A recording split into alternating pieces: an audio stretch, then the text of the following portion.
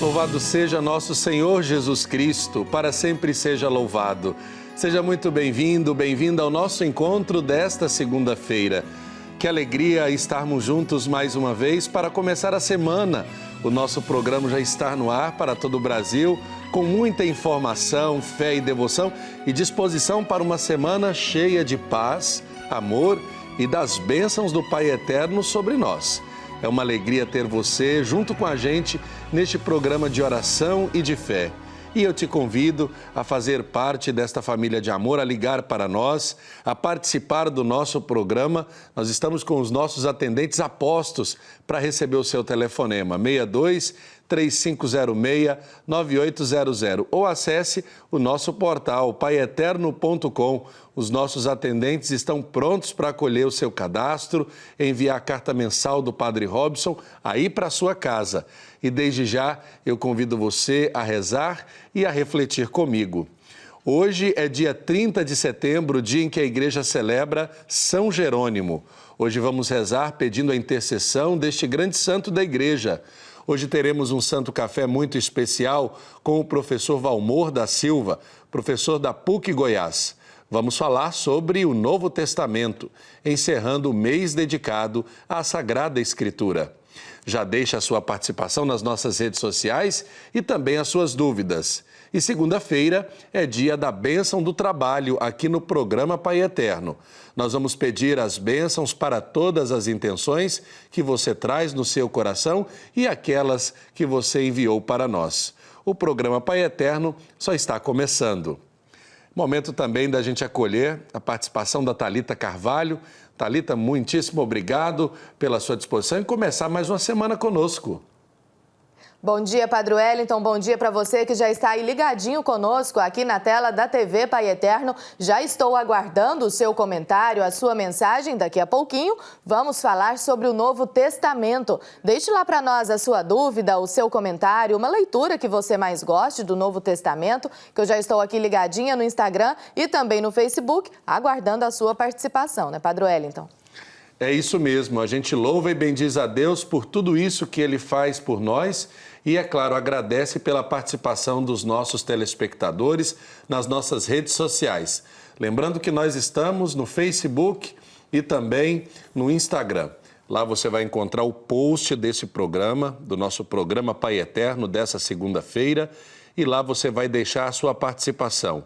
Não se esqueça de deixar o seu nome, a cidade, o estado de onde você nos acompanha. Conte para nós o que você tem achado da nossa programação. Envie para nós a sua participação e ela poderá ser lida aqui durante o nosso programa. É momento de rezarmos, de pedirmos a graça de Deus, de pedirmos as suas bênçãos e a misericórdia do Senhor sobre nós. Por isso chamamos a atenção para que você acenda no seu coração também a chama da fé e da esperança, a chama da misericórdia sobre a sua vida, sobre a vida da sua família. É momento de louvarmos e bendizermos o Senhor nesse nosso programa, momento da nossa oração inicial. Rezemos juntos. Esteja comigo, Jesus, meu forte protetor. Dá a este teu servo humilde paz na semana que se inicia. Inunda meu cérebro com bons pensamentos e concede ao meu corpo saúde e vigor. Transmite-me tua força e coragem e me faça sentir que estás sempre comigo, para enfrentarmos juntos os fardos de cada dia. Abranda todas as agitações do meu coração e dá-me discernimento para escolher os caminhos melhores e mais santos na vontade do Pai. Faça desta semana, Jesus, a tua semana, para que eu possa repartir o amor que tu me dás e todo o bem que eu fizer, prometo que será sempre por ti. Amém. Momento de pegarmos a palavra de Deus, a Bíblia, para juntos rezarmos. Este momento de voltarmos o nosso olhar para o Evangelho de hoje. O Senhor esteja convosco, Ele está no meio de nós. Proclamação do Evangelho de Jesus Cristo, segundo Lucas. Glória a vós, Senhor. Lembrando que o Evangelho de Lucas está no capítulo 9, versículos de 46 a 50. Lucas, capítulo 9, versículos de 46 a 50. Veio-lhes à mente uma questão: qual dentre eles seria o maior? Mas Jesus, conhecendo seus pensamentos secretos, tomou um menino, colocou-o perto de si e lhes disse: quem acolhe este menino em meu nome, é a mim que acolhe. E quem me acolhe, acolhe aquele que me enviou. Pois o menor entre vós todos, esse é o maior. Tomando a palavra, disse João: Mestre, vimos um homem expulsando demônios em teu nome, e procuramos impedi-lo, porque não segue conosco. Mas Jesus respondeu: não o proibais, pois quem não está contra vós, está do vosso lado. Palavra da salvação, glória a vós, Senhor. Meu irmão, minha irmã, o Evangelho de hoje trata de um assunto que nunca sai de moda, que nunca sai da pauta do Evangelho. A vaidade, a soberba, o orgulho, a avareza, ou seja, dos 7 pecados capitais que se resume no desejo de ser grande. O desejo de se sentir importante é um dos mais primitivos desejos do ser humano. Aliás, o ditado popular diz que o coração do homem é insaciável de ambições. Quanto mais tem, mais ele deseja, mais ele quer. Diferentemente da nossa maneira de pensar, olhar e ver os seres humanos, Jesus nunca olha para uma pessoa, mas sempre olha através da pessoa. Olhamos para alguém e às vezes não percebemos que aquela pessoa está passando, pensando e sentindo. E isso nós só conseguimos saber quando nos anulamos e nos colocamos no lugar do outro. Jesus foi então o maior de todos aqueles que compreendeu o mistério do ser humano. Ele sondava o coração e era capaz de ser aquela mesma pessoa se colocando no lugar do outro. Na passagem de hoje, ele sondou o coração dos discípulos e sentiu que eles se perguntavam quem dentre os 12 seria o maior. Eles eram humanos como nós e dentro do grupo procuravam uma posição de destaque. Observe que Jesus não coloca todos no mesmo patamar. Jesus admite que haja a possibilidade de alguém ser maior que os outros. Existe uma hierarquia natural e essa hierarquia deve acontecer porque nem mesmo os dedos da mão são iguais. Mas diante do que está sendo posto aqui neste mundo, quanto maior for a sua posição, mais inacessível você às vezes se torna. Na hierarquia de Jesus, quanto mais acessível você for, maior é a sua posição, maior é a sua responsabilidade. Percebe a inversão? Neste mundo, você cresce e se torna inacessível. No reino dos céus, você se torna acessível e assim cresce. Quando as pessoas tiverem medo e resistência em falar com você, significa que algo está errado. O primeiro passo é assumir. Se você não assumir, não vai conseguir nem passar para o segundo passo, descobrir o porquê. A maioria das pessoas querem interagir mais, ter mais e melhores amigos, mas só o farão se encontrarem abertura no seu coração. E isto pode ser na forma de um sorriso, de uma brincadeira, ou até em você saber o nome da pessoa e chamá-la por esse nome. E esse já é o terceiro passo, abrir-se para isso. O missionário do reino, portanto, não pode desprezar ninguém.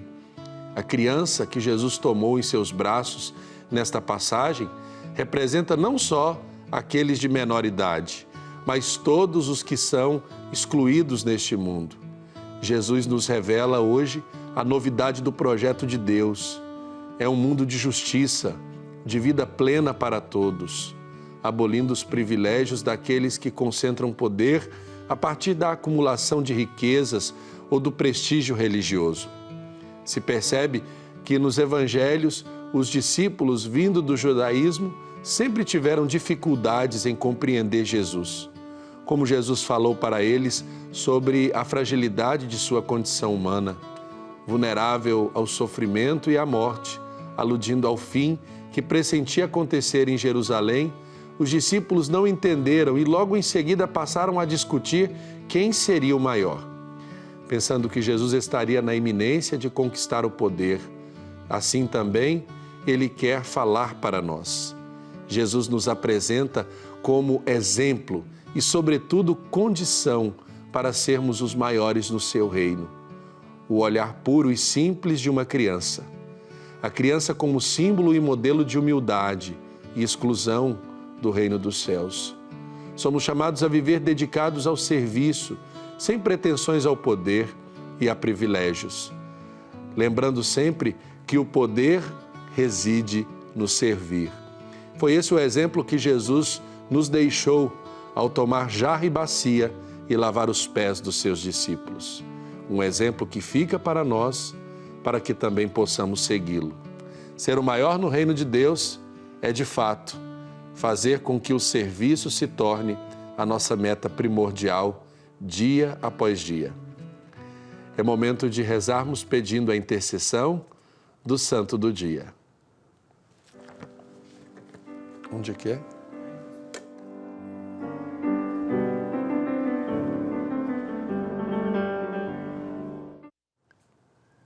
Nesse dia 30 de setembro é dia de São Jerônimo. Ele nasceu na Dalmácia, hoje Croácia, no ano de 340. A sua família era rica, culta e de raiz cristã. Ele era filho único e herdou uma pequena fortuna de seus pais. Após a morte dele, Jerônimo foi morar em Roma. Lá estudou retórica, que é a arte de falar bem, oratória, com os melhores mestres da época. Com isso, adquiriu mais cultura ainda. São Jerônimo era um enciclopédico. Foi filósofo, retórico, gramático, dialético e um grande escritor em latim, grego e hebraico. Com personalidade muito forte, despertava polêmicas ou entusiasmos. São Jerônimo era consciente de suas próprias culpas e seus limites, tinha clareza de seus merecimentos.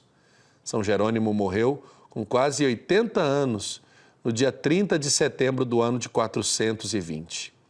Ele é o padroeiro dos estudos bíblicos, dos estudiosos da Bíblia. O dia da Bíblia foi colocado no dia de sua morte, porque ele assim o trabalhou para que tivéssemos a Bíblia como a conhecemos. Vamos juntos então rezar a oração a São Jerônimo. Ó Deus, Criador do universo, que vos revelastes aos homens através dos séculos pelas sagradas Escrituras, e levastes o vosso servo São Jerônimo a dedicar a sua vida ao estudo e à meditação da Bíblia. Dai-me a graça de compreender com clareza a vossa palavra, quando leio a Bíblia. São Jerônimo, ajudai-nos a considerar os ensinamentos que nos vêm da Bíblia, acima de qualquer outra doutrina, já que é a palavra e o ensinamento do próprio Deus. Fazei que todos os homens aceitem e sigam a orientação do vosso Pai, expressa nas Sagradas Escrituras. Amém. São Jerônimo, rogai por nós. Que São Jerônimo possa interceder por todos nós que temos a graça de ter a palavra de Deus na nossa casa, na nossa vida, e tomamos esse interesse, esse gosto de ler diariamente a palavra de Deus. Para celebrar o Dia da Secretária, neste dia 30 de setembro, cujo padroeiro também é São Jerônimo, nós vamos conhecer um pouco da rotina das secretárias que trabalham no Santuário Basílica. Um trabalho que envolve atendimento e acolhida aos devotos do Divino Pai Eterno. Vamos conferir. A Secretaria do Santuário Basílica do Divino Pai Eterno de Trindade conta com a colaboração de 10 secretárias em 2 turnos. Tudo para garantir a organização e auxiliar os devotos. Os devotos chegando, procurando a secretaria, eles têm um atendimento de informação, eles têm um atendimento de acolhimento, né? Por meio da secretaria a gente recebe as doações trazidas por eles. Tem também a intenção, né, que muitos pedem para ser colocado na missa, o seu pedido de oração, seus testemunhos, né? E também o acolhimento, a ajuda quando o devoto vem a precisar de nós. Às vezes passam mal, né, devido ao calor ou por algum problema de saúde que algum devoto possa ter, nos procurando a gente também dá esse suporte. Além de toda a parte administrativa que faz com que essas profissionais estejam a par de toda a rotina da igreja, elas também cuidam de detalhes especiais das celebrações. Nós da secretaria cuidamos da parte da liturgia no sentido dos rituais de celebrações, bem como as intenções, todas passam pela secretaria, escala de leitores e animadores, passa também pela secretaria, pelo monitoramento do nosso prefeito Padre Marcelino, as escalas de padre, nós monitoramos a substituição tanto de leitores, animadores e padres, material litúrgico que venha a faltar, tudo passa pela secretaria, além de outros serviços, né, interno. Desde o atendimento corpo a corpo até a conversa ao telefone e a troca de e-mails. O trabalho dessas meninas é pautado no amor e por isso tanta dedicação para acolher cada devoto. Nós recebemos muitas ligações e os assuntos mais assim compartilhados conosco por meio do telefone é as intenções e horários de missas. Por e-mail vem muito informações de agenda do Padre Robson. Eles também encaminham por e-mail testemunhos, né? Tanto trabalho para fazer com que os devotos se sintam realmente acolhidos na casa do Pai. Eu considero assim que nós somos os braços, né? Que ajuda esse corpo místico que é a igreja a ter um bom funcionamento. Então, às vezes eu olhando o andar de uma missa e vejo os devotos sentados e penso, será que eles têm uma noção do que passa por trás de uma celebração, principalmente quando ela é transmitida? Porque até você chegar ao início da missa, no caso a equipe faz todo um trabalho, né? Para que naquele momento esteja ali tudo muito pronto, tudo muito preparado. Então a gente tem esse zelo e esse cuidado. Para a Zeldene, mais que um trabalho, uma missão. Eu considero como uma missão, né? Estar aqui. E eu aproveito assim de cada dia que eu estou para dar o meu melhor, né? O melhor de trabalhar aqui é quando eu ganho um abraço do devoto. Principalmente aqueles que chegam assim muito tristes. Então eu gosto de dar esse abraço no devoto. Segurar na mão, olhar nos olhos. E se um dia eu não fizer mais parte, mas o tempo que eu estive, eu quero sentir no meu coração que eu fiz com amor. Por isso, neste 30 de setembro, em que se comemora o Dia da Secretária, parabenizamos essas profissionais que realizam um trabalho importantíssimo para o Santuário Basílica e todos os devotos do Pai Eterno. A gente agradece desde já o trabalho das meninas da secretaria. Você que é secretária na sua paróquia, na sua comunidade, Deus abençoe por intercessão de São Jerônimo.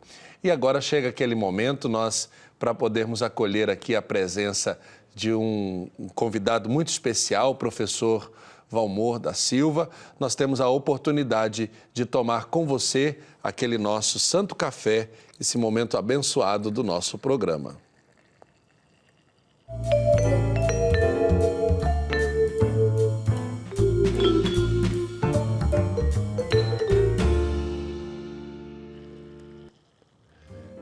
Chegado esse momento do nosso Santo Café, onde nós, nesse dia abençoado de segunda-feira, temos a oportunidade de fazer esse quadro mais cedo para aproveitar a presença do professor Valmor. Professor, bem-vindo, que alegria recebê-lo. Muito obrigado, Padre Wellington. Eu agradeço e manifesto a minha satisfação enquanto saúdo a todos os nossos ouvintes maravilhosa televisão do Pai Eterno. Obrigado.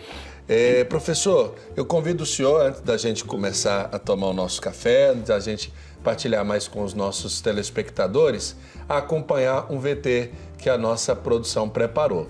Neste último dia do mês da Bíblia, a gente traz mais uma reportagem especial sobre as Sagradas Escrituras. Hoje a gente vai conhecer um jeito diferente de ler a Palavra de Deus, que envolve leitura, meditação, oração e contemplação. Confira com a Daiane Rodrigues.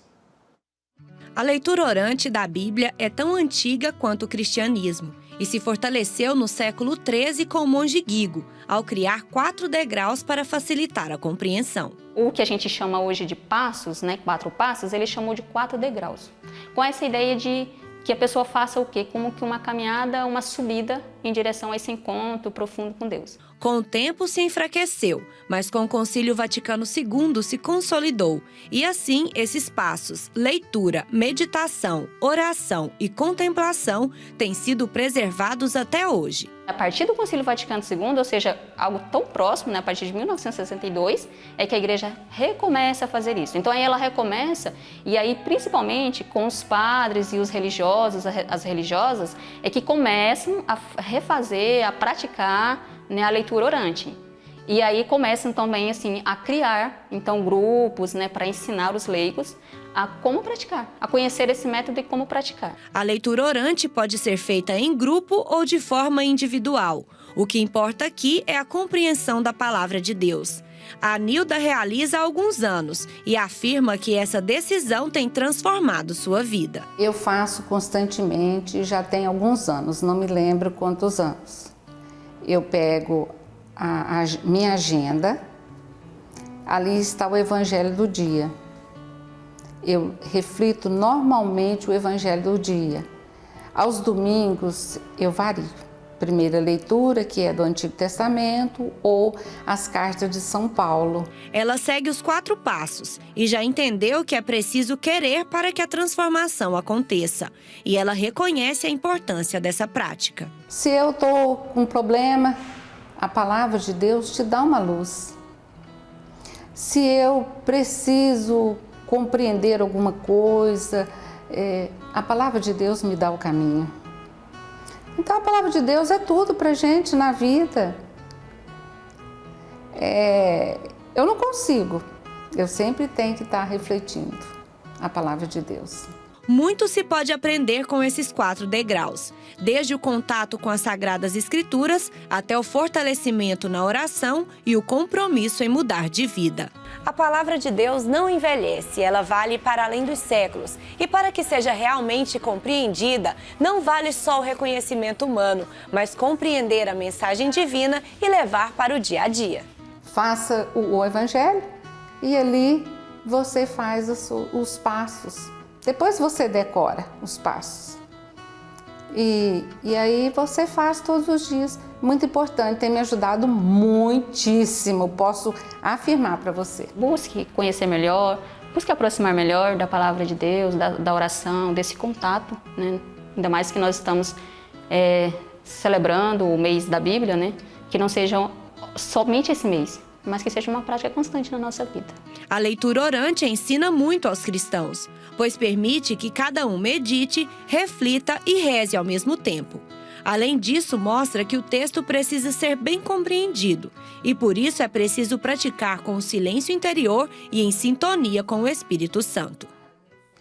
E para partilhar um pouco mais da sua sabedoria, do seu conhecimento sobre a Palavra de Deus, nós, como eu disse, estamos recebendo no Santo Café o professor Valmor da Silva, professor de Teologia do Programa de Pós-Graduação em Ciência da Religião da PUC Goiás. Professor, a gente pode começar falando nesse último dia do mês da Bíblia, que nós celebramos já há alguns anos aqui no Brasil, que o Novo Testamento ele tem uma importância maior para nós, principalmente no caso nós cristãos. E aí essa pergunta ela é porque nós temos na Bíblia 2 testamentos, né? Certo. E aí a gente sempre observa o Antigo e o Novo. Mas qual que é o valor do Novo Testamento na Palavra de Deus? Muito acertada a primeira pergunta, muito iluminadora, eu acho. O Novo Testamento tem uma importância privilegiada, por quê? Porque ele tem Jesus Cristo. Então, nesse sentido, o documento do Vaticano II, Dei Verbum, faz um destaque para os evangelhos. Quer dizer, os evangelhos são a profissão de fé, o testemunho de fé dos cristãos na pessoa de Jesus Cristo. Jesus Cristo, nesse sentido, ele centraliza toda a Bíblia. Né? Já Jerônimo, cujo aniversário de morte celebramos hoje, quer dizer, de vida real, né, e definitiva, ele já dizia exatamente que toda a Escritura conduz a Jesus Cristo. Ignorar as Escrituras é ignorar a Cristo, uma frase famosa dele, né? Então, isto é de São Jerônimo, é dos pais da Igreja, que mesmo o Antigo Testamento, as Escrituras hebraicas, elas apontam para Jesus Cristo. Então, enquanto o Novo Testamento, o Evangelho, expõe o testemunho de fé em Jesus, ele tem uma importância diferenciada no conjunto das Escrituras. Agora, professor, a gente observa, o Antigo Testamento, ele é uma herança, né, do judaísmo, da forma como foi constituído e tudo. Mas o Novo Testamento, quando e como ele foi constituído? Porque assim, a gente observa que antes, né, até quando a gente estuda, haviam outros livros ali, haviam outros escritos, mas alguém precisou escolher, né? Dizer, olha, vai esse aqui não vai, esse aqui vai, esse aqui não vai.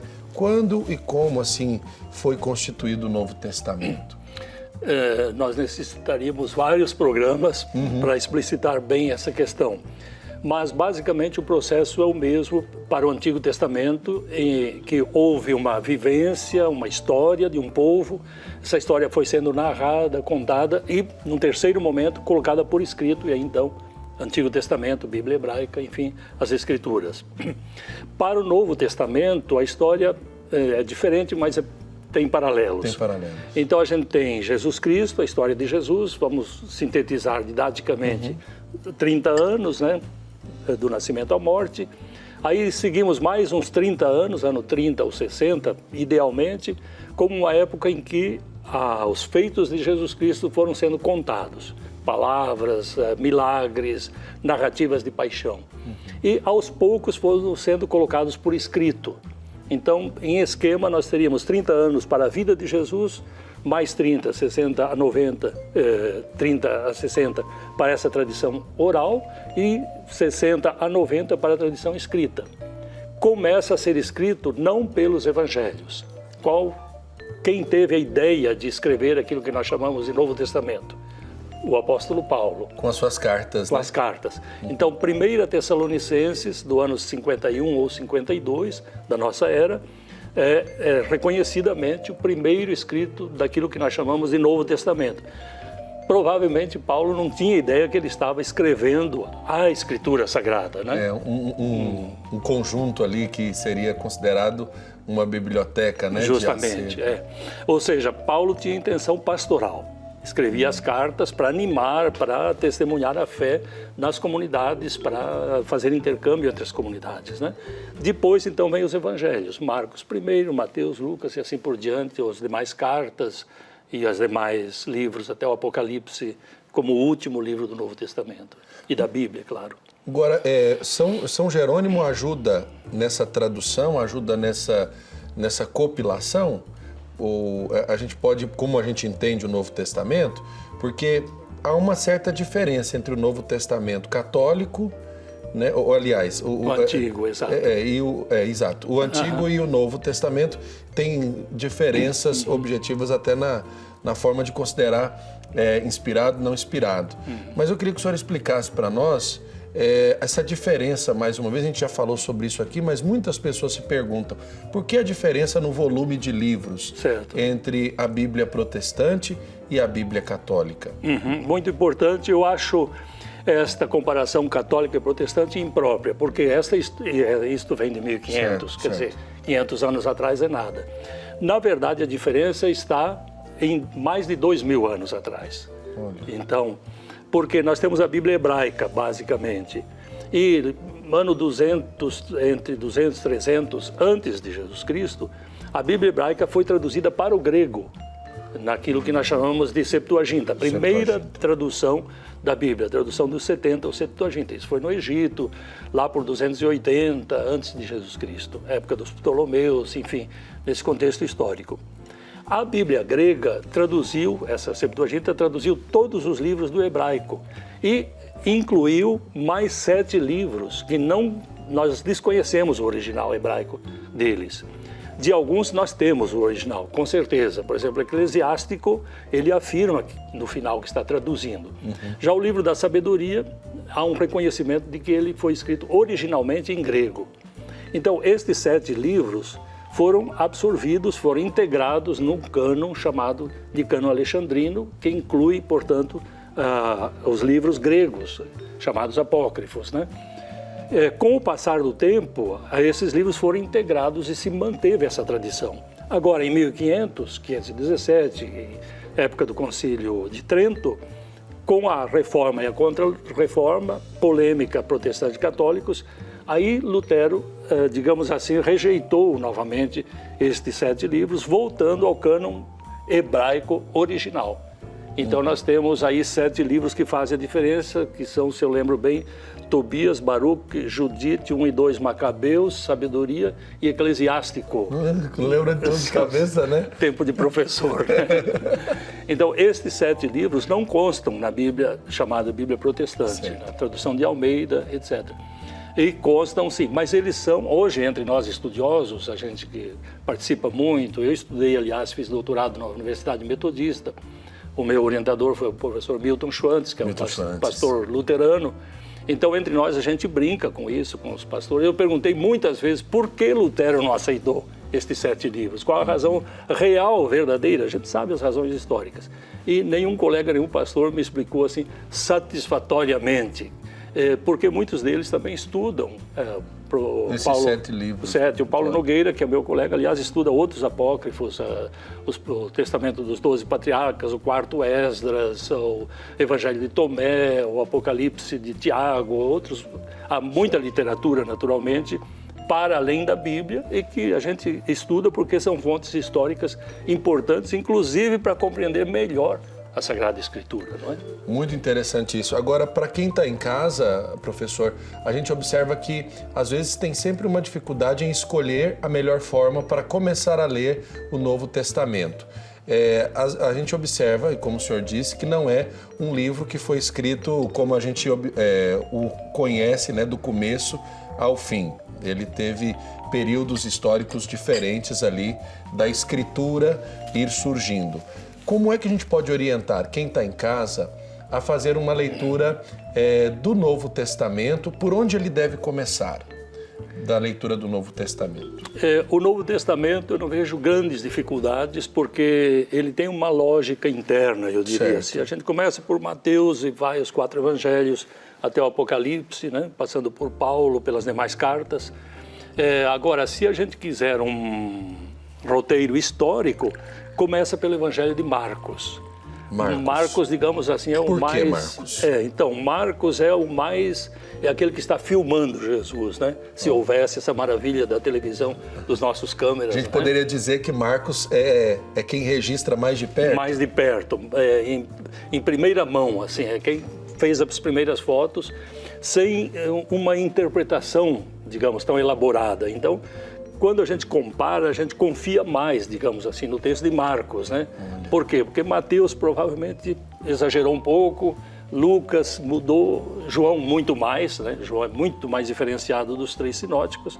Então Marcos é um bom... E também porque Marcos é catequético, é bem direto para a sua comunidade, os demais também, evidente, Paulo também. Certo. Mas Marcos é o evangelho ideal para começar, digamos, uma catequese sobre Jesus Cristo. Olha, que interessante. E aí a gente começando pelo Evangelho de Marcos, aí poderíamos seguir pelos demais sinóticos? Ou então também ir pulando, ir para a 1 Tessalonicenses, porque aí você lê um Evangelho, depois lê uma carta de Paulo, talvez o Apocalipse é melhor para o final, né?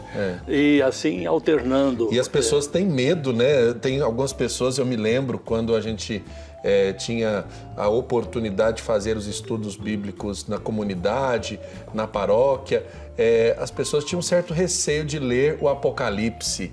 E o senhor, como professor, já deve ter visto muito isso. Sim. E ajudou a desmistificar muitas pessoas para poder conhecer do Apocalipse. Como é que a gente pode observar o Apocalipse a partir do seu autor aí, né? Que é São João. Sim, naturalmente, Apocalipse é um gênero bem amplo na Bíblia, né? Olha. Já tem Daniel no Antigo Testamento, alguns textos de Ezequiel, de Zacarias, tem vários apocalipses, digamos assim. Também no Novo Testamento tem a destruição de Jerusalém, tem Tessalonicenses, né? Um bom exemplo de Apocalipse, tanto a primeira como a segunda. E o Apocalipse de João, digamos assim, é o máximo, é o auge.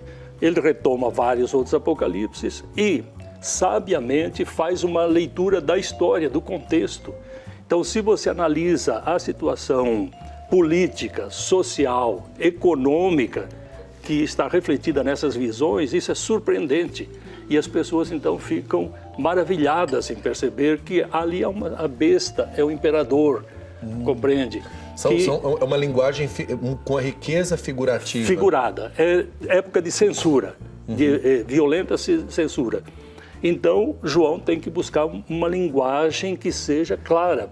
Para os ouvintes da época, digamos, os leitores da época, aquilo tudo era evidente. Os sinais eram claros, como hoje, uma piada de política ou da situação do Brasil, a gente capta pela simbologia, pela metáfora. Às vezes o contexto, né? O contexto, né? Um estrangeiro que assiste a um programa de humor no Brasil fica por fora. Se ele chega aqui de um dia, a mesma coisa, a gente quando vai a outro país, vê o programa, você não sabe ao que está se referindo. Mas os ouvintes de João na época sabiam exatamente porque eles estavam sofrendo aquele tipo de opressão, mesmo de martírio que o texto narra. E a gente pode dizer que João coloca um pouco do que ele está sentindo ali também, né? Precisamente. Ele faz um retrato, como eu dizia, ele faz um panorama, uma análise crítica da situação, naturalmente das comunidades, situação religiosa, no seu contexto político, econômico, ideológico, sociológico, social, etc., das famílias e das pessoas, né? Agora vamos falar um pouquinho sobre esse autor tão especial do Novo Testamento aí, que é Paulo. Como é que a gente pode entender Paulo a partir do momento da sua conversão, né? Ele procura sempre fazer mais do que os demais, né? Ele se esforça para se sobressair no serviço, para poder ir aonde, como ele mesmo dizia, né? Ir aonde ninguém foi ainda. E nesse esforço, Paulo, a gente pode dizer que ele conseguiu cumprir o seu primeiro intento? Demais, passou do limite, ultrapassou. Em Paulo, nós temos o exemplo claro dessa soma dos dois aspectos, que é o caráter humano, né? A personalidade, forte, chato, né? Orgulhoso, vaidoso, eu sou o melhor, eu estou na frente, eu isso. Vocês querem saber? Fariseu, né? Fariseu, cumpridor da lei, né? Sabia tudo. Vocês querem saber como é que é seguir Jesus Cristo? Olhem para o meu exemplo. Ninguém de nós tem coragem de dizer isso, né? Dizer, vocês querem ver como é que é um cristão católico? Olhem o meu exemplo. Eu não faria isso. Nossa Senhora, né? Paulo tem a capacidade, né, com base em dizer, eu sou o exemplo, né? Eu imito a Jesus Cristo como Jesus imita o Pai e assim vocês devem me imitar. Então, uma personalidade riquíssima, um temperamento violento, fortíssimo, né? Talvez até um bipolar, hoje dizem, né? Uma pessoa terna, carinhosa e, ao mesmo tempo, ele chuta o pau da barraca de repente, briga. Muito firme nas exigente, orientações. Quer, etc. Então, nesta personalidade, a graça de Deus, então, age. Então, é onde nós temos o exemplo, talvez, mais vivo, mais forte, da junção entre uma personalidade humana forte, rica, com muitos carismas, e a graça de Deus atuando nessa personalidade, né? Eu brinco sempre que, naquele momento, o cristianismo precisava de um Paulo apóstolo, de um homem assim, veemente, corajoso. Fosse um mais mole como eu, como nós, né? como nós, não teria feito. Eu digo. Então, foi a graça de Deus que precisou daquela personalidade naquele momento exato. E Paulo escreve para muita gente, né? A gente observa aí que das cartas paulinas, o que se considera as cartas de autoria de Paulo, ele escreve para muita gente. E o contexto é diferenciado, né? Para cada um ele tem um jeito de falar ali, né? Justamente, conto um episódio rápido, uma brincadeira, num congresso no Rio, quase me apedrejaram, porque eu fiz uma comparação entre Jesus e Paulo, mostrando como Paulo superou Jesus em vários aspectos. Naturalmente, isso foi para algumas pessoas ofensivo, eu pedi muitos perdões no final para Jesus, para Paulo e para o público, mas eu vou dizer um pouco as ideias que eu disse. Jesus está restrito a Israel, aquela mentalidade judaica, eu vim para as ovelhas da casa de Israel. Paulo vai para o mundo grego, para a filosofia. Jesus anda pela roça, ali ao redor, na Galileia. A linguagem dele é arado, semente, passarinho, florzinha. Paulo vai para a cidade, para os grandes centros urbanos. Os portos. A linguagem dele é o pugilato, é a corrida, é a coroa, é o edifício. Então, a linguagem urbana, a linguagem filosófica. Jesus fica restrito, 150 quilômetros máximo, né? Quem sabe que ele andou para lá e para cá. Paulo, 3.000, 4.000 quilômetros. Né? Jesus em Israel chega em Jerusalém e mata. Paulo vai para Roma, capital do império. Enfim, há uma série de comparações, isso numa análise. Naturalmente, Jesus é o carismático fundador, como dizem os sociólogos, é aquele que teve a inspiração, mas quem deu forma, deu rumo para este evangelho e levou para... Jesus estava na Ásia, Paulo trouxe para a Europa, que a gente chamaria. E eu brinco que nós somos, finalmente, cristãos, claro, por causa de Jesus, mas sobretudo por causa de Paulo, que foi ele que teve a ideia de vir para o lado de cá e trazer o evangelho até Roma, a capital do império. Na mentalidade dele, Lucas conta isso em Atos, quando o evangelho chegou em Roma, Lucas encerra a narrativa. Em um versículo, Paulo chegou em Roma, ponto. E agora o que aconteceu, a gente fica... Aí chegou no Brasil, eu digo, né? Aí foi ultrapassando fronteiras, veio para a Península Ibérica. E com esse espírito missionário de Paulo, é que o evangelho se expandiu tanto que hoje está no mundo inteiro. Eu tô aqui, eu tô babando, porque eu nunca tinha imaginado essa comparação de uma forma tão objetiva e, de fato, Paulo abraça esse papel de teólogo da pessoa de Cristo, né? Ele faz uma teologia muito apropriada de Jesus e leva isso para aqueles, desde os mais entendidos aos mais simples, né? Justamente. A gente nota, por exemplo, o carinho que ele tem com Timóteo, na simplicidade, ainda está crescendo tudo, mas também a dureza, a firmeza que ele tem com outras comunidades, né? Como, por exemplo, o povo de Corinto e a forma como ele é incisivo na conversão, na mudança, né? Na exortação. Eu acho admirável isso. Paulo consegue uma coisa que ninguém de nós consegue. Eu, pelo menos, não consigo. Ou estou rezando, escrevendo, meditando, ou eu estou trabalhando. Paulo faz tudo junto. Ele diz que ele reza sem cessar, que ele trabalha dia e noite, que ele prega o evangelho sem parar, que ele reza, que ele ama, tudo ao mesmo tempo. Ele é carinhoso, ele é violento, ele é a personalidade que tem aspectos contraditórios. Nesta graça de Deus, nessa riqueza de pessoa, ele integra tudo, né? Abraça tudo e faz isso que ele fez. E ele tem um insight, né? Ele olha para a ação apostólica e identifica as necessidades que precisam ser cumpridas, por isso que ele assume para ele, né? Se os apóstolos estão fazendo alguma coisa por aqui, ele não critica, não entra no meio, ele vai semear para outro lado. Para outro, exatamente. Encantado, né? Ele tem esse encantamento por Jesus Cristo e ninguém segura. Isso Pronto. É muito bonito, né? Exato. Agora, a gente observa também os Atos. Eu queria voltar um pouquinho, porque quando a gente lê os Atos dos Apóstolos, a gente está vendo a igreja que está nascendo, né? Depois do momento de Jesus, né? Agora com Cristo da fé, a comunidade está nascendo, está se desenvolvendo. Essa imagem da comunidade cristã, professor, ela pode ser aplicada na atualidade para as nossas comunidades? O Papa Francisco está chamando muito atenção para esse valor da palavra de Deus, da pequena comunidade, da partilha, está ouvindo as comunidades. Hoje, essa imagem da comunidade cristã, ela se aplica a nós? Plenamente, Padre Wellington. Plenamente. Atos, o Novo Testamento, a Bíblia, mas particularmente Atos dos Apóstolos, essa caminhada da palavra, o caminho da palavra, que Atos chama de caminho, né, o cristianismo, e muitas vezes repete esta imagem que a palavra de Deus corria, que era veloz, né? A palavra como uma metáfora da realidade que se expande, ela é plenamente aplicável, né? Então, Lucas tem um plano no Evangelho de Belém, ou de Nazaré, do nascimento de Jesus, até Jerusalém, a morte. Em Atos, esse projeto se expande de Jerusalém até Roma, em círculos que vão se ampliando, vão se abrindo, né?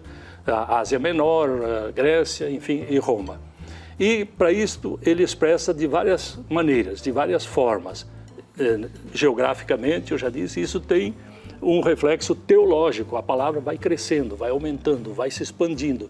Então é esse projeto missionário. Chegou na capital, diria, palavra de Deus. Chegou em Brasília, converteu o Brasil inteiro. Olha, é uma imagem muito forte, né? Dessa questão de também de dominar pela fé, né? Pela fé, exato. Porque enquanto eles estavam sendo dominados pelo Império, se chegou no coração do Império, dali a difusão, o exemplo, né? E até mesmo o sofrimento destes apóstolos vai levar com que outras pessoas desejem fazer essa experiência, Precisamente. Né? Agora, para a gente poder ir caminhando já para o final, observando todo esse conjunto maravilhoso do Novo Testamento, qual seria a observação que a gente faria para a pessoa que pega a Bíblia num primeiro olhar, num primeiro relance, para poder fazer uma leitura que pudesse tirar mais proveito? Qual que a gente pode ser objetivo no método? Como a pessoa deve proceder para poder ter uma riqueza maior aí de apropriar-se daquilo que a palavra tem como riqueza? Há muitos métodos, naturalmente. Nós vimos um aqui Eu vou comentá-lo, né? Sim. Um professor, eu vi que dizia, o método é você ler, né? Ler.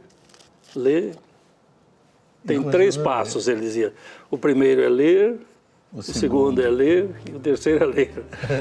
Mas é verdade, muitas pessoas dizem, eu li a Bíblia já, às vezes dizem, eu li de cabo a rabo, até 3 vezes, mas é difícil, é difícil, porque a Bíblia não foi escrita nesta ordem, né? E também a gente não sabe em que ordem exatamente foi escrita. Há manuais, existem indicações, cursinhos que ajudam. Então, este método da Lectio Divina, da leitura orante, é um método excelente. E ele recomenda a Bíblia, eu vou fazer a comparação com o restaurante. Você chega naquela riqueza e diversidade de alimentos, fica assustado. Sim. E você quer comer tudo, porque tudo é bom, tudo é gostoso, né? Mas o seu pratinho é pequeno, o seu estômago menor ainda. Então você tem que selecionar e montar o seu prato. Então, a palavra é um restaurante que dá uma indigestão se você comer demais. Tudo de uma vez. De uma vez. Então, esse método ele é bom porque faz você selecionar o pratinho, né? Só aquilo que você consegue se alimentar naquele momento. Digerir. Digerir direitinho. Então, você pega um texto, recorta esse texto e segue os 4 degraus que foram explicados, ou os 4 passos. Primeiro passo, leitura, Lectio, em latim. Ler, entender o que está escrito, né? Segundo passo, você vai voltar várias vezes sobre o mesmo texto. Então, meditácio. Meditação, você vai deixando essa palavra cair em você. Terceiro passo é a oração. É isto? Se eu estou em ordem certa? Oração, exatamente. Sim. E o quarto passo, a contemplação. Aí você deixa a palavra falar para você, né? No primeiro, você entende. No segundo, você fala para Deus. E nos demais, Deus fala para você. Agora, muita gente inclui um 5º passo, que é a ação. Quer dizer, necessariamente, se você faz esses 4 passos, digamos, a leitura de hoje, a atenção às crianças, né? Sim. Então, isso vai levar você a mudar a sua atitude com relação às crianças, os marginalizados, as pessoas desprezadas, humilhadas e assim por diante. Então, este é um excelente método para a senhora testemunhou muito bem, para o cultivo diário, para uma alimentação constante. Todo dia você pega um trecho e, se posso indicar um bom roteiro, é a liturgia diária. Eu gosto disso. Toda manhã, olhar a agendinha, qualquer lugar, agora na internet tem isso, tem programas também, a leitura, o evangelho do dia, e aí você medita naquele evangelho, naquela leitura. Nesses passos, né? Dando os vários passos, Mas também você pegar um livro, estudá-lo do começo ao fim. É um entendimento constante. É como a metáfora da alimentação, acho que ela é válida. Você todo dia tem o pão de queijo. Todo dia tem. Mas aquele que comeu ontem não vale para hoje. A cada dia você tem que novamente se alimentar. Professor, eu estou aqui muito feliz. Se nós pudéssemos, íamos até às 10 da manhã falando da palavra de Deus, porque é uma riqueza e uma alegria poder partilhar, ouvir o senhor. Tem uma didática muito agradável, eu me lembro bem, e nós estávamos falando, né? O professor Dr. Valmor da Silva, ele tem alguns livros já escritos. Você que deseja depois procurar, dá um jeitinho aí de procurar os livros do professor Valmor. É de fato um momento muito rico a gente poder também usar desses elementos para ajudar na nossa leitura, né? Eu lembrava do Teologia do Êxodo, né? Sim. Que foi um livro muito interessante, que marcou muito para mim na teologia, para entender como se deu o êxodo lá no Antigo Testamento, como é que as pessoas fizeram esse momento, e que o senhor trouxe de uma forma muito didática. Assim como o senhor fala, o senhor também escreve. Muito obrigado. Deus lhe pague, viu, pela oportunidade. Eu que agradeço, Padre Wellington. E eu espero receber o senhor aqui mais vezes, porque eu acho que o senhor vai ficar, assim, prata da casa, viu? Será um prazer, será uma alegria sempre. Muitíssimo obrigado. Eu que agradeço. Agora nós vamos para um rápido intervalo e daqui a pouco a gente volta com mais programa Pai Eterno. Eu vou, mas eu volto. Volte comigo.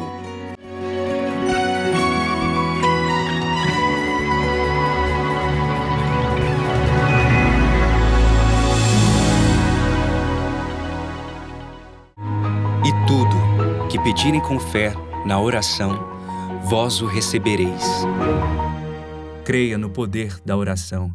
Creia no poder do Divino Pai Eterno.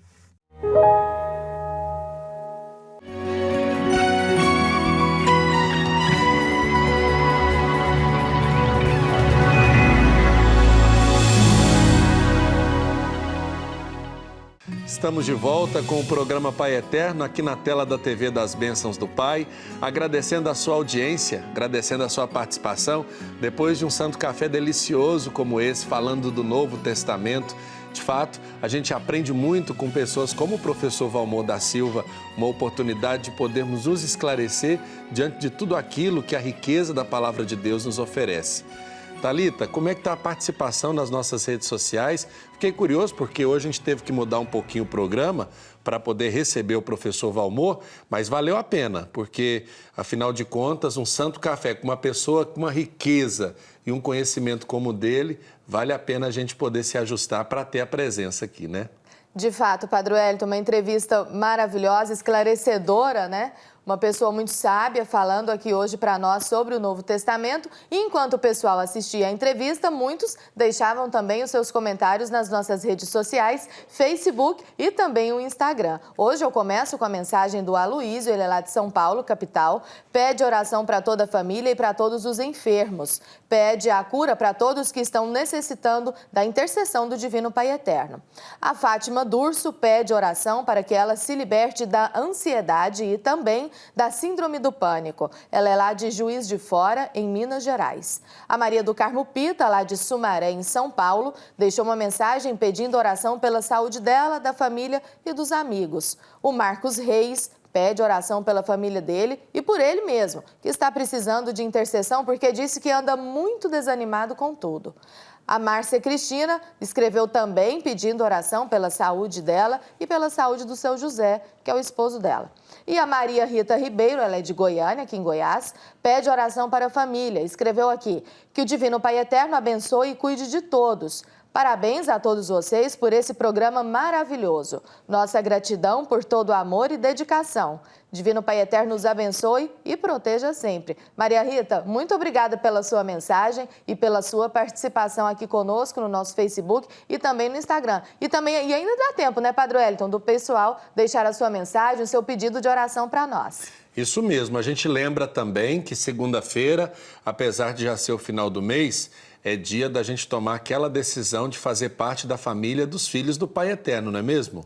Exatamente, Padre Wellington. O pessoal do Call Center já está lá a postos esperando a sua ligação. Você que ainda não se associou à FIP está convidado a vir conosco, fazer parte desta grande família de amor. Para isso, é só entrar em contato lá no 062 DDD 3506-9800, repetindo então, 062 o DDD 3506-9800. Se for da sua preferência, você também pode acessar a internet lá no nosso portal paieterno.com, preencher lá com seus dados, nome completo, endereço, telefone. Logo vai se tornar um associado da FIP, vai ajudar nas obras de evangelização, na construção do novo santuário e também nos trabalhos aqui da TV Pai Eterno. Todo mundo convidado a se associar, né, Padre Wellington? É isso mesmo, e a gente faz questão da sua participação.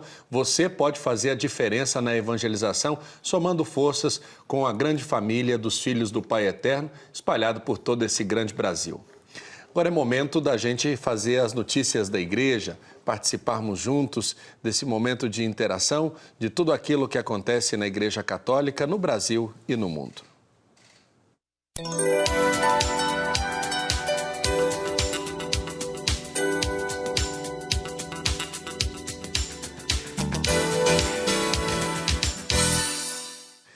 Cristo, a Igreja e o Mundo. É o título de um livro de catequeses inéditas de São João Paulo II, escritas quando era arcebispo da Cracóvia e cuja tradução para o italiano acaba de ser apresentada pela Livraria e Editora Vaticana, em Roma. Trata-se de uma série de 13 catequeses escritas em 1965, em polonês, nas quais o bispo Karol Wojtyła reflete sobre a essência do cristianismo a partir do discurso de São Paulo no Areópago. O conhecido como Discurso do Areópago é um fragmento dos livros dos Atos dos Apóstolos, no qual São Paulo proclama a verdade sobre Cristo, sobre sua ressurreição dos mortos e a sua ascensão ao céu. Explica-se no epílogo do livro. Além disso, na introdução ao texto, o arcebispo emérito da Cracóvia, o cardeal Dom Stanislau de Vis, destaca o fato de que a divina providência quis que este texto esquecido fosse redescoberto recentemente e fosse publicado precisamente nesse momento histórico particular, no qual novamente necessitamos de uma catequese profunda e geral sobre a verdade da fé. Na série Voz da Amazônia de hoje, em parceria com a Repam, nós vamos conhecer o testemunho de Maria Estélia, da Arquidiocese de Palmas. Ela partilha a sua experiência e fala dos seus sonhos a partir do sínodo de uma igreja engajada. Vamos conferir.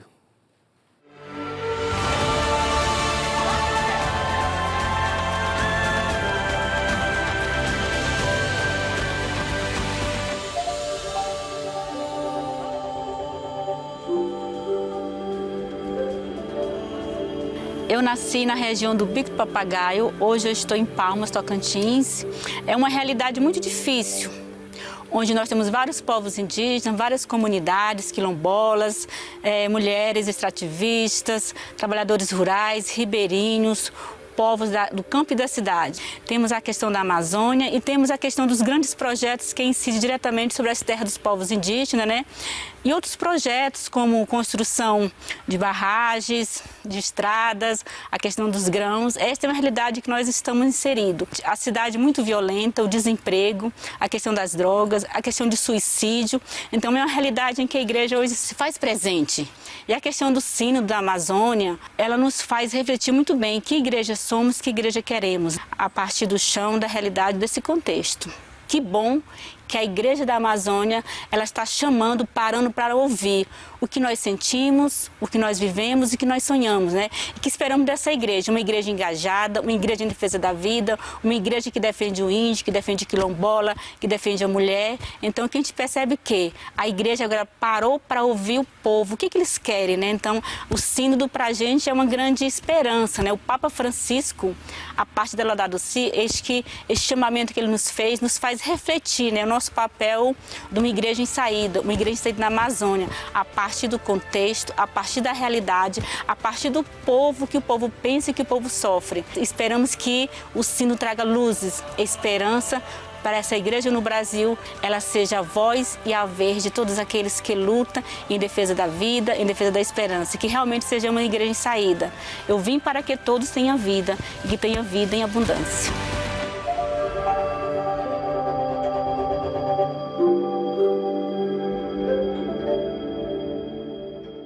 Nós agradecemos mais uma vez a parceria com a Repam para podermos nos inteirar dessa preparação do Sínodo da Amazônia que começa aí no mês de outubro. A CNBB nomeia novos membros para a Comissão Especial de Bioética, criada para propor uma visão de conjunto de diálogo entre ciência e fé.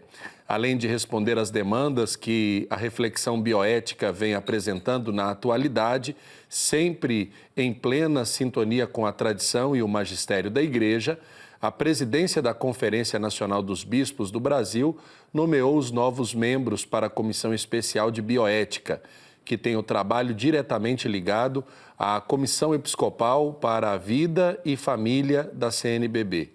De acordo com a presidência, a Comissão Especial de Bioética está sendo organizada em 5 eixos para responder ao projeto de formação das comissões de bioética nos regionais da CNBB, seja através da criação de observatórios junto às universidades ou comissões de promoção e defesa da vida junto à pastoral familiar nas dioceses. E no programa Pai Eterno você fica por dentro das principais notícias do Papa. Vamos conferir a participação do nosso correspondente Silvonei José, hoje diretamente de Jerusalém. Alô, amigos da TV Pai Eterno em todo o Brasil. Da Cidade Eterna para a Cidade Santa, de Roma para Jerusalém. Estamos falando diretamente de Jerusalém. E o motivo? Alguém definiu um dos gestos de paz mais extraordinários da história do diálogo entre o cristianismo e o islamismo. Nós estamos falando do encontro entre Francisco de Assis e o sultão do Egito, Malek al-Kamel, há exatamente 800 anos.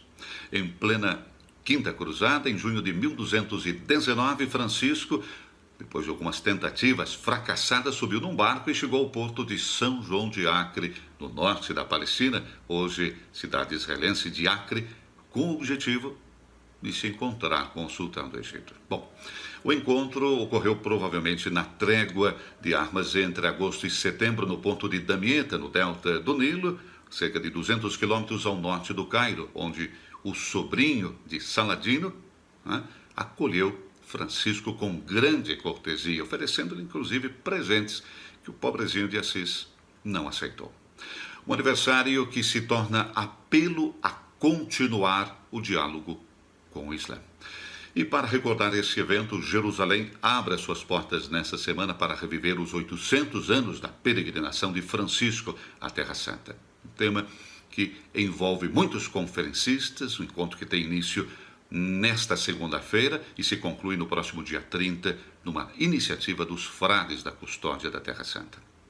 Exatamente 800 anos atrás, durante a Quinta Cruzada, falou conosco o Frei Francisco Paton, que é o custódio da Terra Santa. Francisco veio como peregrino e testemunha de paz, ficando aqui até 1220, até retornar à Itália.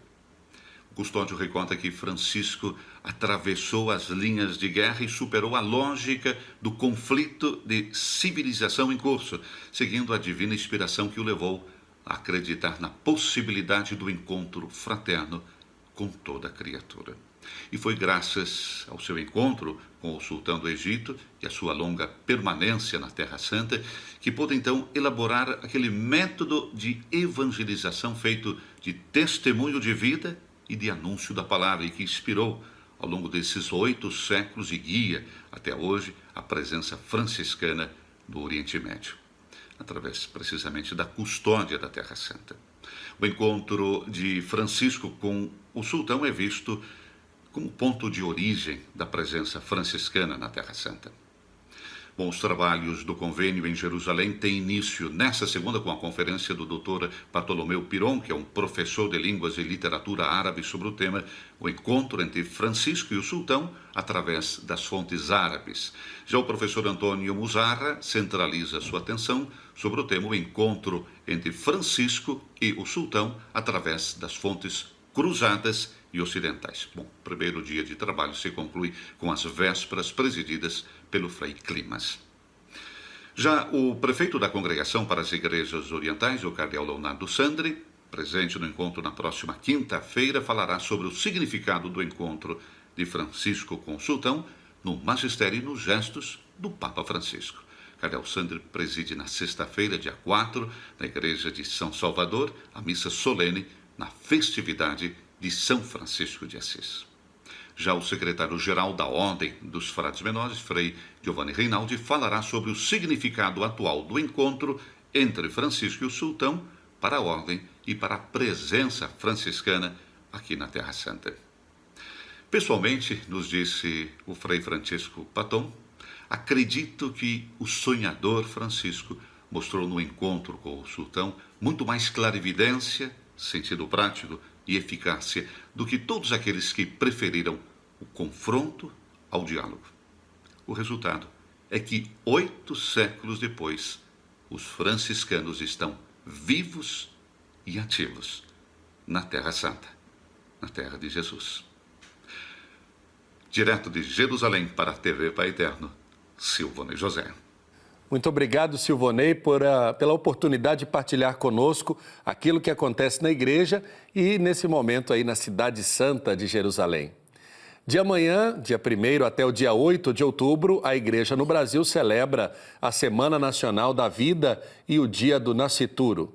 A iniciativa, promovida pela Conferência Nacional dos Bispos do Brasil, por meio da Comissão Episcopal Pastoral para a Vida e a Família, propõe neste ano o tema Em Família Defendemos a Vida, com alegria e esperança. Alguns gestos são motivados para que todos os católicos se unam em favor desta campanha. Vamos acompanhar o convite do presidente da comissão, Dom Ricardo Hoppers.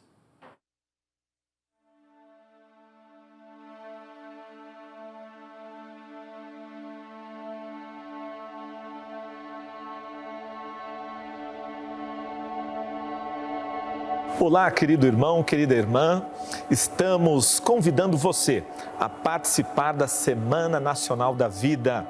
Dia 1º de outubro, às 12, às 15, às 18 horas, as igrejas vão tocar os sinos. E ao tocar os sinos, você é convidado a recitar a oração da vida. E também mandar esta oração nas suas redes sociais, nas comunidades, aonde você achar importante que as pessoas possam se sintonizar. E depois, no dia 8 de outubro, um outro evento importante que é uma vigília.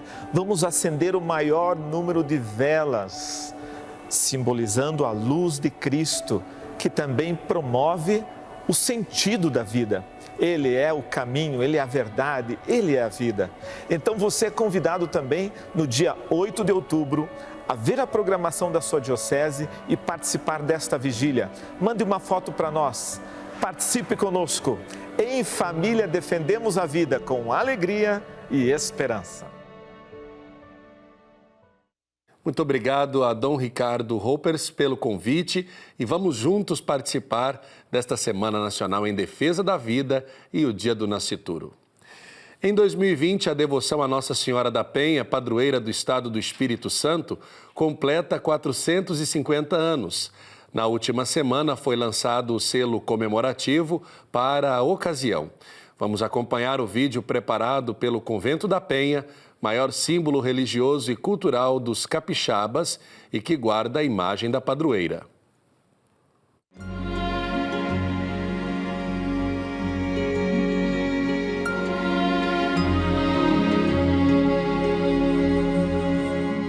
Para manifestar o amor e a fé a Nossa Senhora da Penha, perseveramos com alegria na longa caminhada. 2020 marca os 450 anos em que o capixaba deu os primeiros passos para exaltar e homenagear a Nossa Senhora das Alegrias, uma data para registrar na memória de todos. É do alto da montanha e no coração de cada um de nós que a padroeira do povo, ao longo de todo esse tempo, vê seus filhos dando exemplo de união e devoção. A cada prece, na fiel companhia de seu rosário, o capixaba renova ano a ano sua fé e repassa para a geração seguinte a mensagem de carinho à Virgem. Formamos um só povo à medida que nos juntamos em amor aos nossos irmãos, nos unindo pelo fio da fé que conduz a história. É com esse sentimento que lançamos o selo comemorativo dos 450 anos da Festa da Penha. E como Maria, a Senhora das Alegrias, proclamamos: todas as gerações me chamarão bem-aventurada.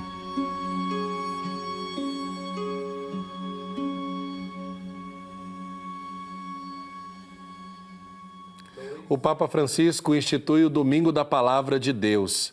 Foi divulgada nesta segunda-feira a Carta Apostólica sob forma de motu próprio, Aperuit Illis, do Papa Francisco, com a qual se institui o Domingo da Palavra de Deus. Com esse documento, o Papa Francisco estabelece que o terceiro domingo do tempo comum seja dedicado à celebração, reflexão e divulgação da Palavra de Deus. O motu próprio foi publicado no dia em que a Igreja celebra a memória litúrgica de São Jerônimo, no início dos 1600 anos da morte do conhecido tradutor da Bíblia em latim, que afirmava: a ignorância das Escrituras é a ignorância de Cristo, como bem disse o professor Valmor. Francisco explica que, com essa decisão, quis responder aos muitos pedidos dos fiéis para que na Igreja se celebrasse o Domingo da Palavra de Deus. E com isso, o Papa estende ao mundo inteiro aquilo que nós já fazemos aqui no Brasil, que é uma homenagem à Palavra do Senhor. Na última sexta-feira, a Igreja Católica perdeu o missionário redentorista Padre Ângelo Licati, aos 91 anos. A gente acompanhou essa emocionante despedida em Trindade. Veja na reportagem. Ele transmitia um viva, assim, do interior do coração da alma. Viva o Divino Pai Eterno! Tirado do íntimo do coração do Padre Ângelo. Este é o que eu presenciei por muitas e muitas vezes. Com toda a força de nosso coração, com toda a alegria de nossa alma, bem forte, bem bonito, do fundo do coração. Viva o Divino Pai Eterno! A dedicação dele era grande. Celebrar era a primeira coisa da vida dele. A segunda era a pescaria. O Sulino, Padre Ângelo e Zé Paulo, lá, ó. Trem parada dura.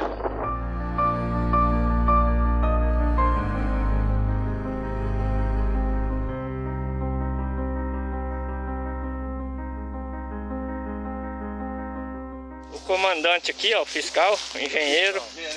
Tá sempre controlando, né? O fim de semana foi de despedida em Trindade. Milhares de pessoas foram até o Santuário do Divino Pai Eterno para se despedir do missionário redentorista Padre Ângelo Licati, que morreu na manhã da última sexta-feira aos 91 anos. Um homem que deixou um imenso legado de fé e amor.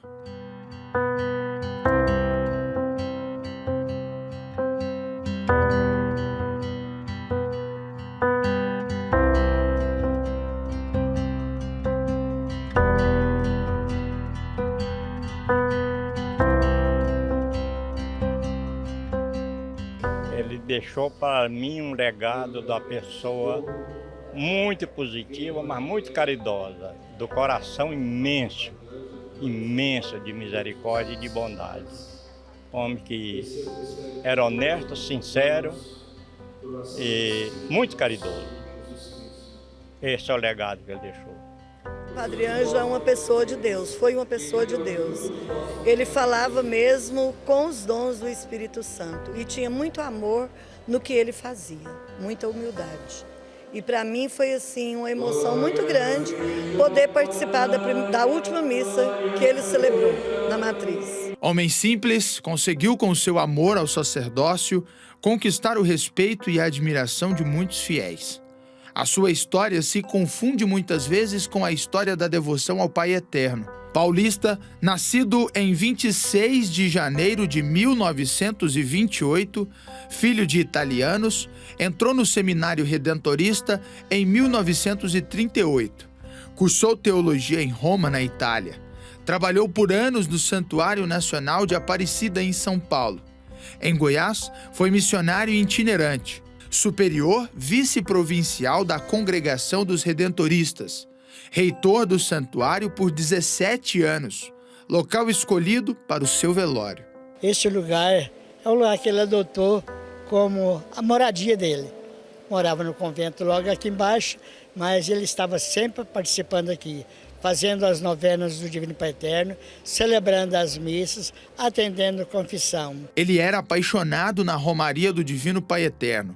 Vivia os dias de festa com muita intensidade e acolhia os fiéis que viam do mundo todo com carinho. Padre Ângelo, durante toda a Romaria do Divino Pai Eterno, a característica especial dele foi justamente o acolhimento. Ele vivia intensamente todos os dias da festa, do primeiro ao último.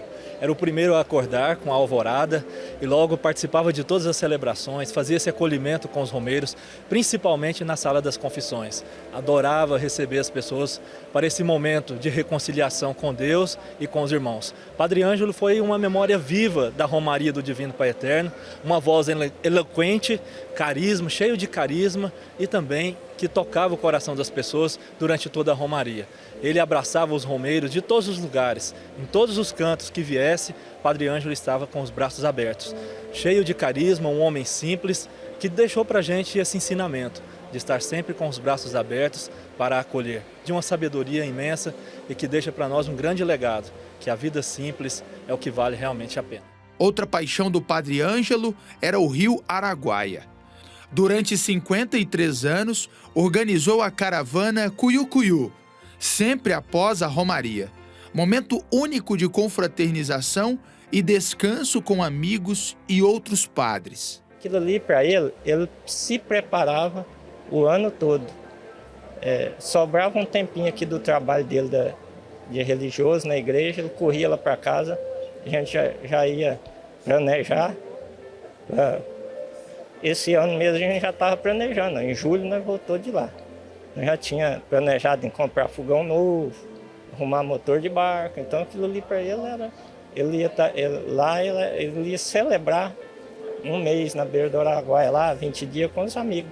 Amigos de longa data e de muitas pescarias, o José esteve com o Padre Ângelo no hospital momentos antes da cirurgia e revelou para nós aqui da TV Pai Eterno uma promessa que o amigo fez se conseguisse vencer essa última batalha.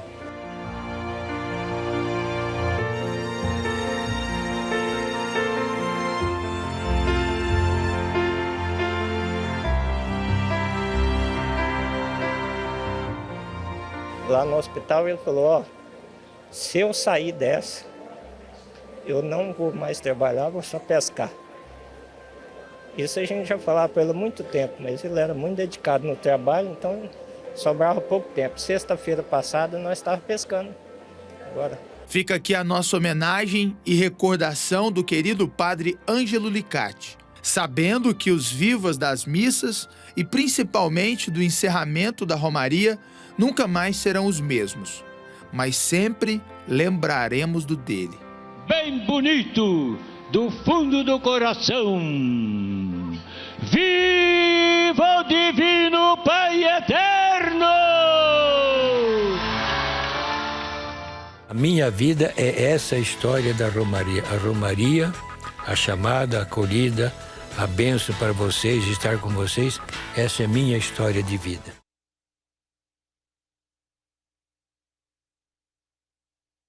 Ao Padre Ângelo, sempre a nossa memória grata por tudo que fez e por tudo que deixou de exemplo a todos nós missionários redentoristas, filhos e filhas do Pai Eterno.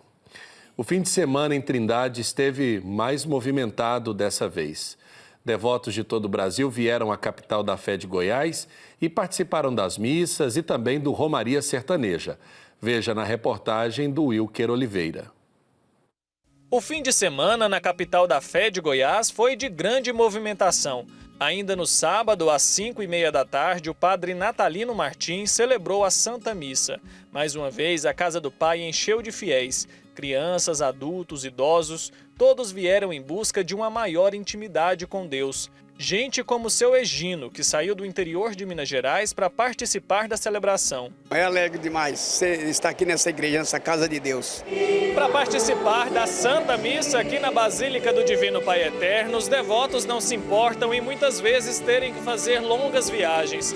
Todos estão em busca do amor do Pai que se faz presente aqui. Mesmo após viajar 16 horas de Platina no interior de São Paulo até Trindade, Dona Rita garante que não está cansada. Para ela, tudo vale a pena para estar na Casa do Pai. É muita alegria da gente tem aqui.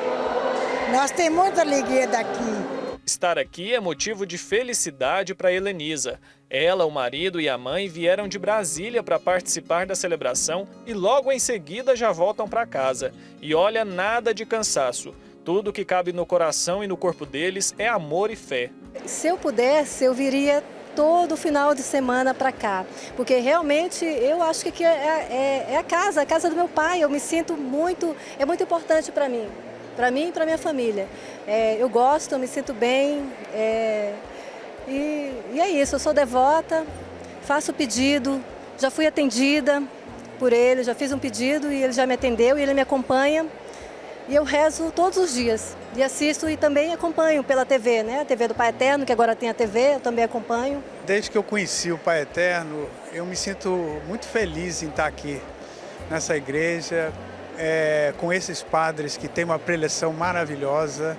Isso me traz muita paz, muita energia, me revigora para enfrentar o dia a dia da vida da gente. A Patrícia veio da Bahia com uma caravana de 40 pessoas. Esta é a primeira vez que ela visita a Casa do Pai e, pelo jeito, não vai ser a última. E nós saímos de Livramento, da Bahia, cerca de 30 horas de viagem.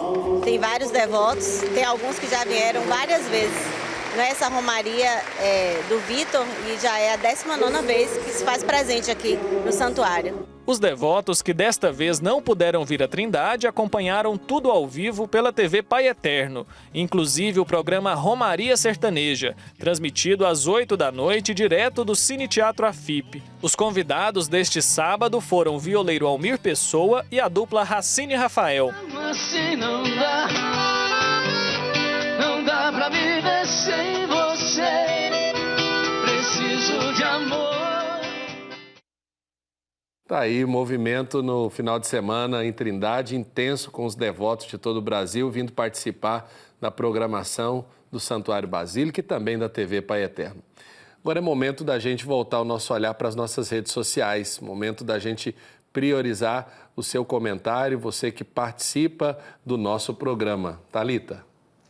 Vamos então com a participação da Cida Oliveira, lá de Natal, no Rio Grande do Norte. A Cida está sempre aqui conosco, participando das nossas redes sociais e hoje pede oração pela família dela, em especial pela filha Jussara Brito Marcelino de Oliveira, que completou mais um ano de vida.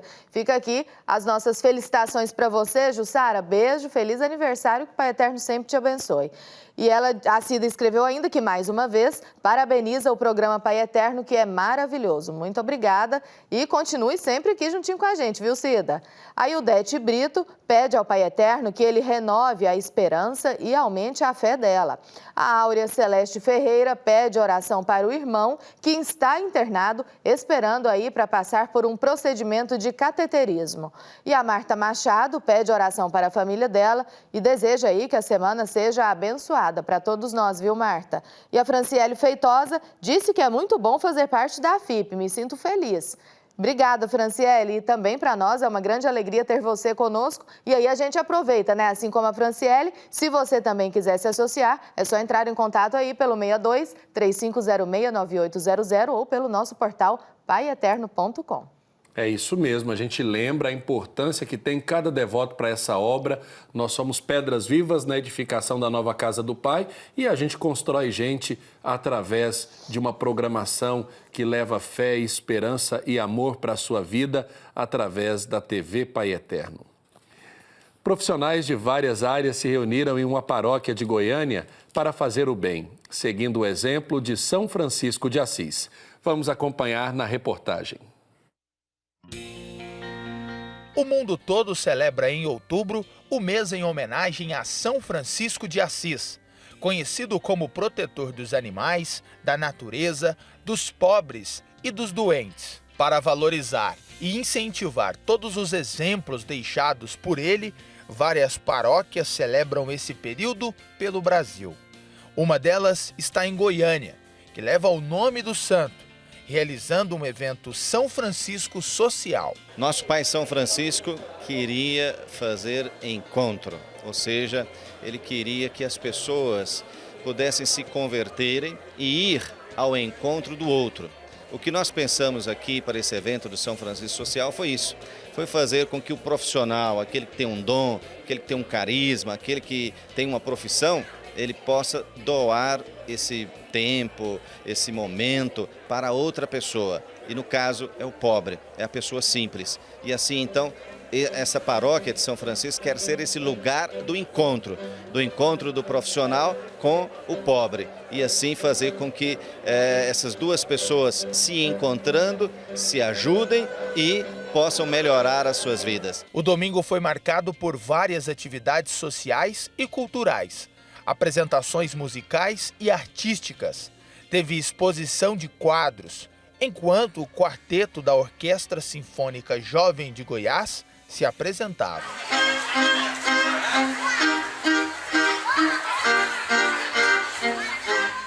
A orquestra, de uma forma, veio contribuir, somar com um pouco de música, trazer uma alegria, uma leveza ao ambiente. É maravilhoso estar agregando um evento tão importante, com tantas atividades, a gente podendo trazer um pouco da nossa arte, do nosso trabalho, para contribuir com o pessoal. Ao todo, são 47 atividades à disposição do público, e todas gratuitas. Com a chegada do mês de outubro, é momento sim de celebrar São Francisco, mas é momento também já da gente se preocupar com o Outubro Rosa. E aqui está acontecendo um atendimento, ao meu lado a professora Sandra. O que está acontecendo e qual que é a importância desse trabalho, professora? Nós temos essas duas ligações, tanto a Liga da Mama, que trabalha o Outubro Rosa, quanto a Liga da Mama ajudando na produção da sustentabilidade dentro do nosso país, na Liga da Ser Sustentável. É um trabalho social que tenta alcançar o máximo da população que nós temos.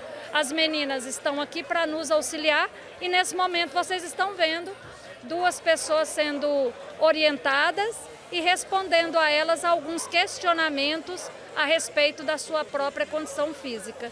Creio que por aí a gente vai fazendo o papel que a universidade, as faculdades possuem em relação à sociedade. A Dona Maria recebeu o atendimento e aprovou a iniciativa. Uma ideia assim que o nosso pároco teve, né? Então eu acho que foi assim, é inédito, viu?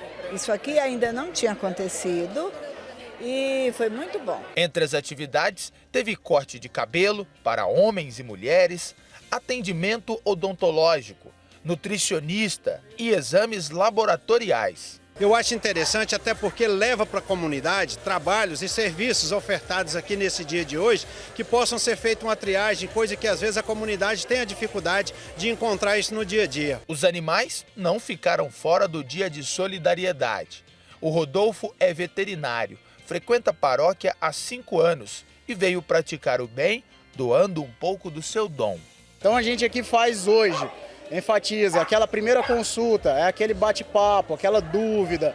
Ah, o meu cachorrinho está com isso, meu cachorrinho está com aquilo. Então a gente vai fazer mesmo uma orientação A gente faz essa orientação e, lógico, aqueles casos mais graves a gente encaminha para os nossos parceiros e clínicas, né? O evento também teve a intenção de incentivar uma cidade mais sustentável e verde.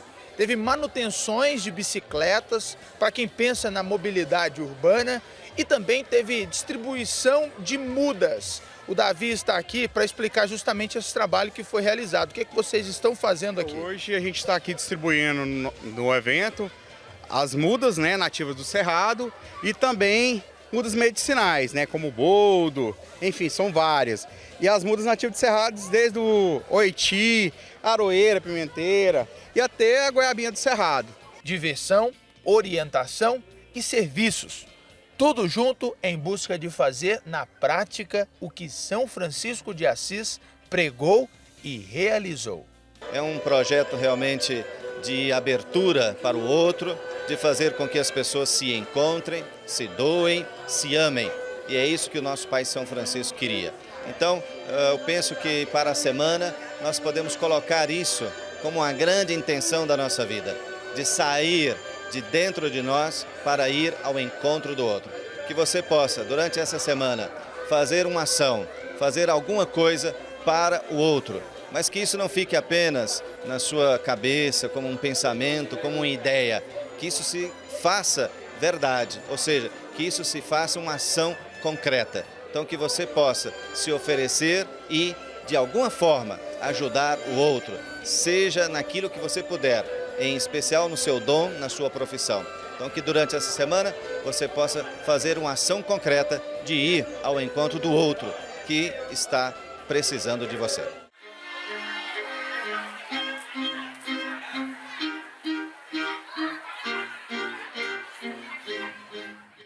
A gente agradece o bonito exemplo do Frei Edgar, juntamente com toda a Paróquia São Francisco, Setor Universitário de Goiânia, por esse momento importante de celebrar o São Francisco Social. Que esse exemplo também possa ser disseminado para que outras paróquias façam o mesmo, prestando serviços e mostrando que o exemplo desses que já contemplam a face do Pai Eterno estão presentes para nós na nossa vida.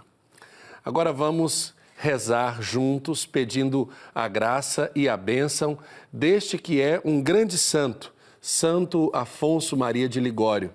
Ele que nos convida a rezar e que nos chama a contemplar o amor e a graça de Deus.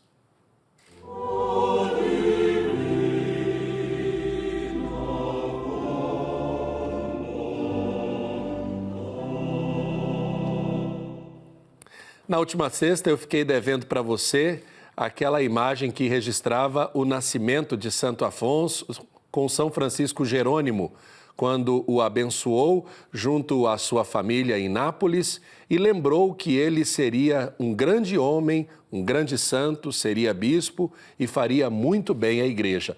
Portanto, está aí esta imagem, peço que volte para que as pessoas possam observar os elementos desta pintura, né? Os dois jesuítas que estão com Santo Afonso e os elementos que marcaram a sua vida. A palavra de Deus como bispo e como pastor da Diocese de Scala. Que Santo Afonso interceda por nós. E na sua frase de hoje, ele disse: o rosário é a mais agradável, é a homenagem mais agradável à Mãe de Deus.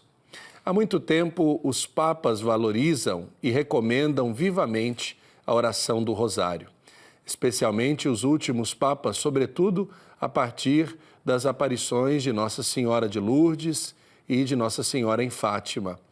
Em Fátima, a Virgem Maria disse aos 3 pastorinhos que não há problema de ordem pessoal, familiar e nacional que a oração do Santo Terço não possa ajudar a resolver.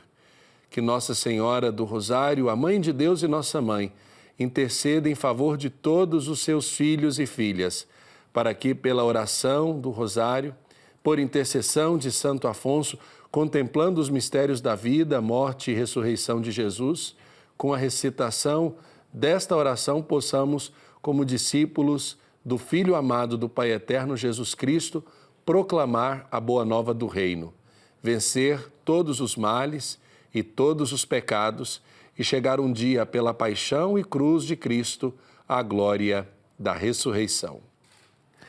Eu quero agradecer a sintonia de todos, mas de um modo muito especial partilhar com vocês uma experiência que eu tive no final de semana de visitar uma paróquia no norte aqui de Goiás, na cidade de Niquelândia, paróquia São Francisco de Assis. Ao padre Volney, ao padre Carlos, o meu abraço e o meu muito obrigado pela acolhida, nesse dia que eu celebrei aí uma novena na festa de São Francisco de Assis e Nossa Senhora Aparecida, na querida cidade de Niquelândia. De um modo especial também o meu abraço à dona Dalva, que pediu uma bênção toda especial, e a Dom José Chaves, bispo emérito de Uruaçu, que esteve comigo nesta viagem aí à querida cidade de Niquelândia. A todos o nosso abraço, nosso muito obrigado. Agora, Thalita, vamos colocar as famílias, aquelas pessoas que querem ser consagradas ao Divino Pai Eterno nesse momento da nossa oração. Padre Wellington, vou ler aqui a mensagem da Bruna Barreto. Bom dia, Padre Wellington e Thalita. Sou Bruna, falo de Fortaleza, no Ceará, e peço as bênçãos para a minha família, em especial por meu filho Miguel, de apenas 3 anos, que tem asma e constantemente tem crises fortes, febres e infecções. Que o Divino Pai Eterno, por intercessão da Mãe do Perpétuo Socorro, proteja o meu filho, que ele seja curado. Bruna, estaremos aqui em oração, que o Pai Eterno possa abençoar então a sua família, especialmente o Miguel. E também o Emanuel Leal, que pede oração pela saúde dele, e a Cleonice, que pede oração pela família, principalmente pela vida de Paulo César, que está com hérnia de disco. A Cleonice também pede aí pelos estudos de Álvaro Davi, uma participação ainda da Maria Cardoso, que está sempre ligadinha aqui na TV Pai Eterno, pede oração pela mãe dela, a dona Lourdes. Ela é lá de Cambé, interior do Paraná. Tá certo, já prepara aí o nome das pessoas e das cidades para a gente colocar na hora da consagração. Agora, na verdade, eu vou dar a bênção do trabalho para todos os trabalhadores. Quem já está no seu serviço, ganhando seu salário, e aqueles que precisam da graça de um serviço, de um trabalho em sua experiência de vida. Divino Pai Eterno, Pai de bondade, Criador de todas as coisas e santificador de todas as criaturas, suplicamos a Tua bênção e proteção sobre todos os locais de trabalho. Que a graça de Teu Espírito Santo habite nesses lugares, para que não haja contenda nem desunião. Afasta toda a inveja, que Teus anjos de Deus acampem ao redor dos estabelecimentos e somente a paz e a prosperidade possam habitar nesses lugares. Concede a todos os trabalhadores um coração justo e generoso, para que o dom da partilha aconteça e as Tuas bênçãos sejam abundantes. Dá saúde aos que retiram dos seus empregos o sustento da família, para que saibam sempre cantar louvores a Ti. Divino Pai Eterno, também pedimos a Tua bênção e providência para as pessoas que estão desempregadas. Amparai-lhe com a vossa graça, para que não desanimem na fé e tenham sempre a esperança de prosseguir na luta, que tudo concorra para o seu bem e que elas alcancem logo o trabalho que esperam. Amém. Que a bênção do Pai Eterno esteja sobre você, sobre a sua intenção, a intenção da sua vida, da sua família. De um modo muito especial, louvamos e bendizemos a Deus por todos aqueles que pedem a graça na oração ao Divino Pai Eterno. Agora sim, Thalita, nós vamos colocar aquelas pessoas e também as suas famílias para este momento da consagração. Antes ainda, eu coloco o nome da dona Dalva, lá de Niquelândia, que reza todos os dias conosco esse momento de oração da consagração.